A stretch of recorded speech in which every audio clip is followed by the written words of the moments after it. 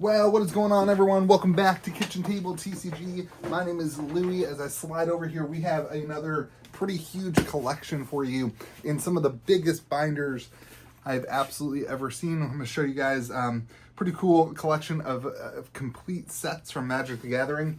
And talk to you a little bit about that. We are always buying collections. Reach out to me at KitchenTableTCG@gmail.com or hop in the Discord server as well.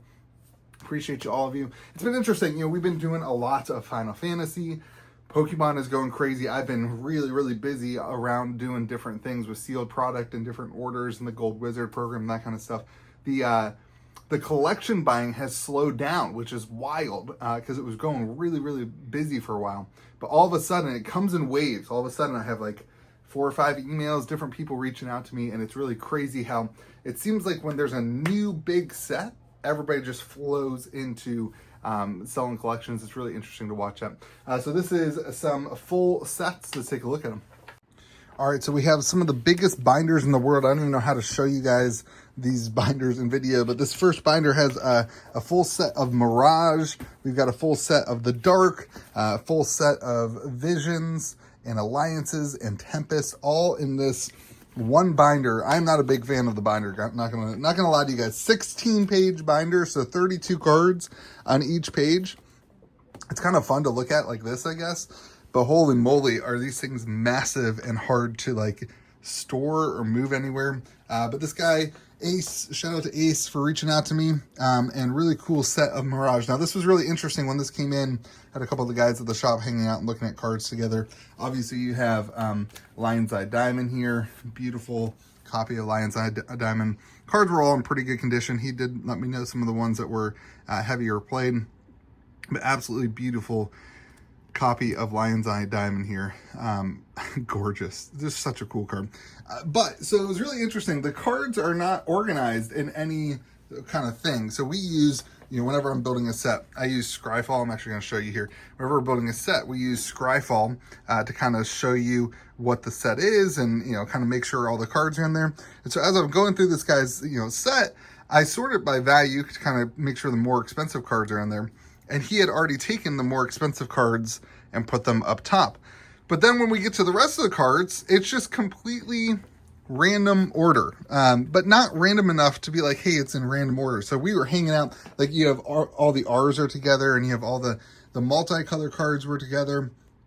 And it seemed like there was some sort of order as you were going through. Like you have all the, Acidic Dagger, Amber Prison, Amulet of Unmaking, and then Basalt Golem. So it felt like it was like A, B, C. So we looked at this thing for like 15 minutes trying to figure out what order were these cards put in. And I'm using Scryfall, right? And I'm like hitting the little, this is not an advertisement for Scryfall, but they do rock. I'm hitting the sort button. I'm like, maybe it's sorted by toughness, or maybe it's sorted by artist name. And I'm just going through, and there was no rhyme or reason. We couldn't figure it out. So I called the guy. I was like, hey man, what's the deal with this, with this set? How do you have it organized? He's like, oh, it's organized by set. And I was like, yeah, I understand that like all of the Mirage cards are together and all of the Dark cards are together, whatever. But, he's like, well, I put the more expensive cards up top. And I was like, yeah, absolutely. I get that. But what about the rest of the cards? He goes, oh no, man, they're just randomly thrown in there. So that was kind of funny because we spent so much time trying to figure out what the different organization was of the cards. The Phyrexian Dreadnought, another card that has seen a lot of increase lately, a lot of play, a lot of different reasons for that. But interesting to see some of these old cards, old Mirage, and even some of the other stuff going up in price. And full sets are really cool. Anytime I buy a full set like this, I do keep the set together. Usually there are people who reach out to me later and say, hey, saw a video where you had this full set. Do you still have that?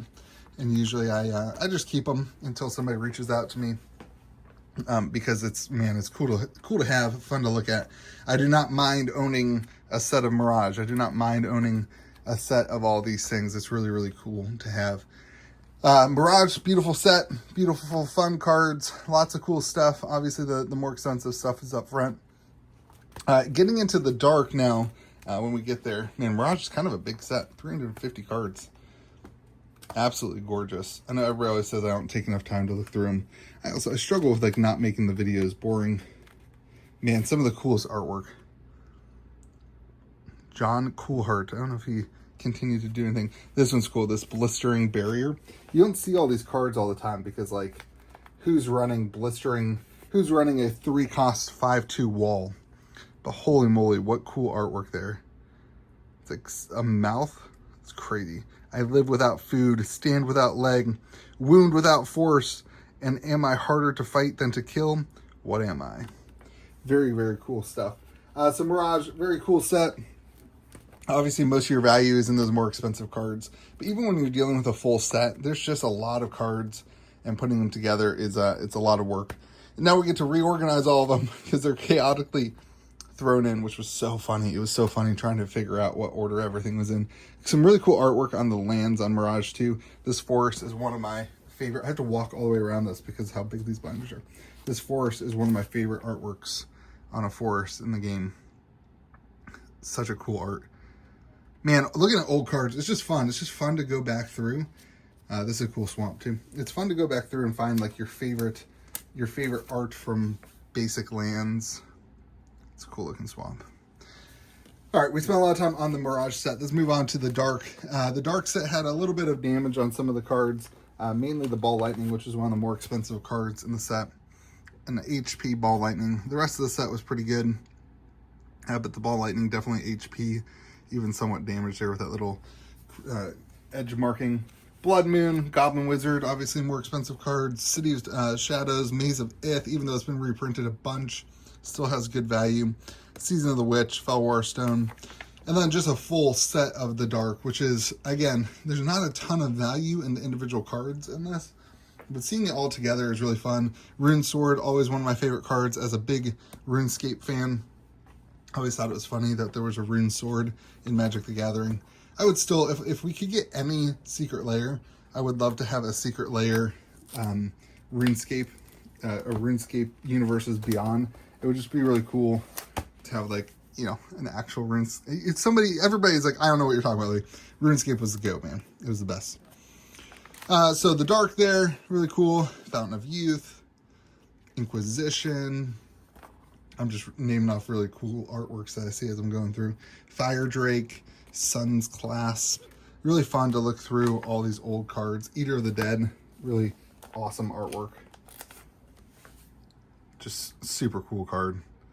Awesome artwork. Man, old cards are just the best. And, you know, the other thing with old cards is even though they reprint in these retro borders and stuff, there's just something different about the actual old cards. They can't make it exactly the same. And so it's really cool just to see them. Here's Visions. This is where we passed the beginning of Visions. We did. We're on page 2 of Visions, sorry. We're on like page 4 of Visions. What was I doing? I was not paying any attention. There's Visions. Pretty cool stuff.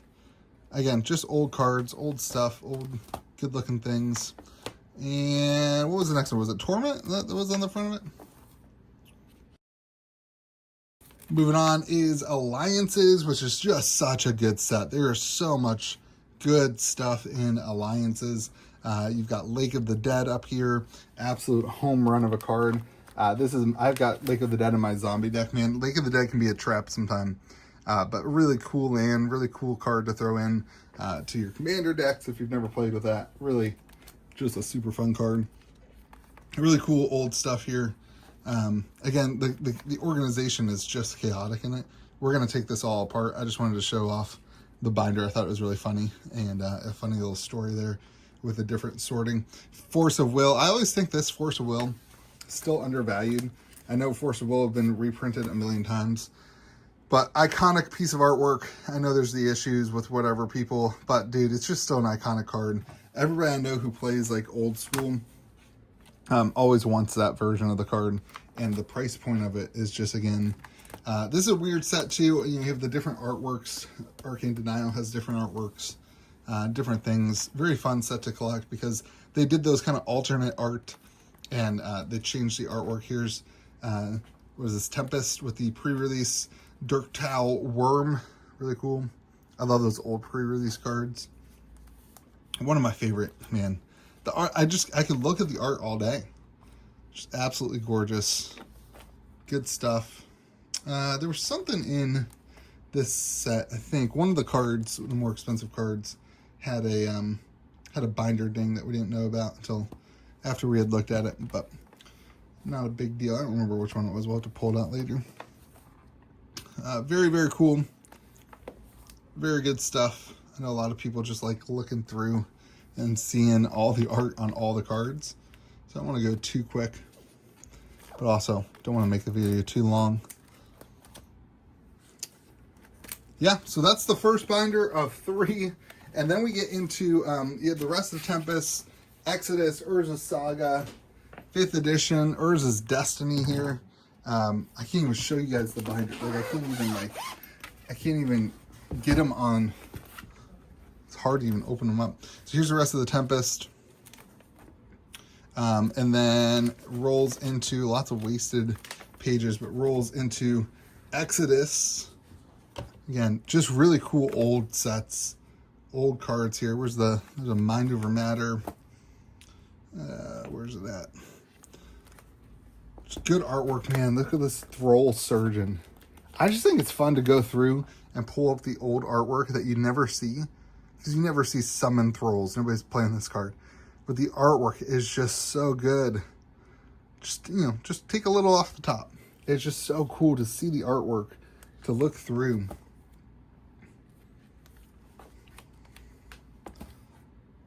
Here's your Mind Over Matter, cool card. The City of Traders, a little beat up.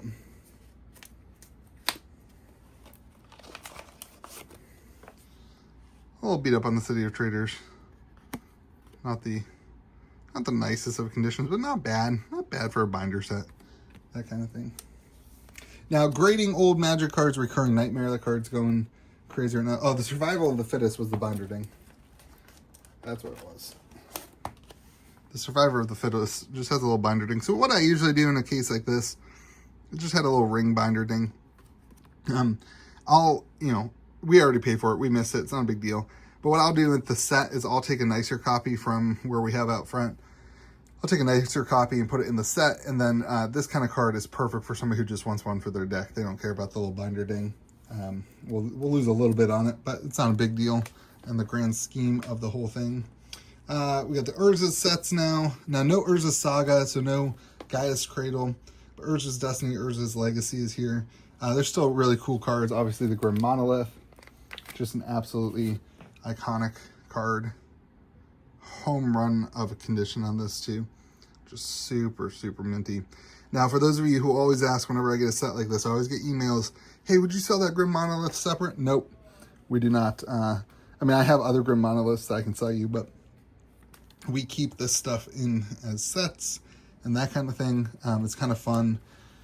There are people who like to buy the individual cards, but anymore, people don't want to wait for that long for their cards to come in the mail to build a set like this.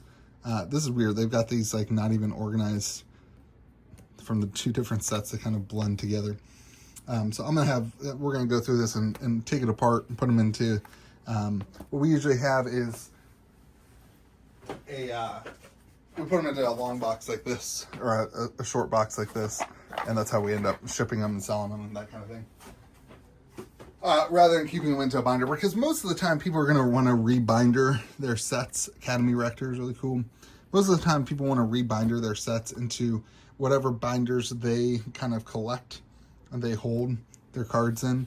And certainly nobody's going to want them in this giant binder that will be taking up all the space.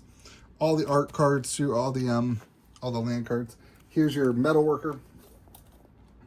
Metalworker was in pretty good shape too. Absolutely stunning.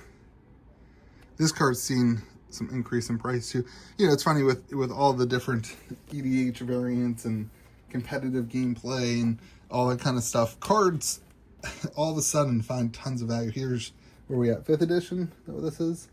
I think 5th edition starts here. 5th edition, really cool. Not as good as 4th edition. Obviously, 4th edition feels a lot more like Alpha Beta Unlimited. But 5th edition, still some cool stuff. Ashnod's Altar. Just a ton of cards in these sets, too. Sylvan Library over here. Just an absolute ton of cards in the sets. which really adds to the value of a collection like this, because there's just so much to accomplish if you are collecting the sets. So there is the 5th edition. It just keeps going. I mean, it's just non-stop. So many different cards. Dan, for those of you who like the Dan format, kind of fun.